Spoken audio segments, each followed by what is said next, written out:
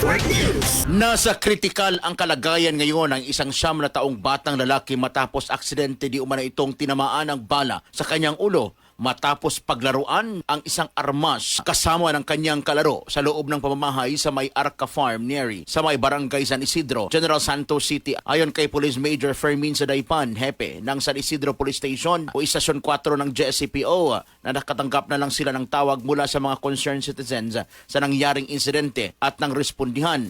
Tumambad sa kanila ang pulang likido sa loob ng bahay dahil sa nasabing insidente. Daling dinala sa pinakamalapit na ospital ang 9 na taong gulang na bata matapos masapul ang ulo nito ng bala at hindi rin nakita doon ang sinasabing armas. Sa pag-iimbestiga ng Istasyon 4, napag-alaman na ang nasabing armas ay pagmamayari ng isang reservist na siyang kumupkup sa batang kalaro ng biktima. Sa ngayon, nasa kustodiya na ng presinto ang nasabing reservist. Kasama mo sa RMN General Santos, Radyoman Brian Unyate, Tatak RMN. RMN Network News.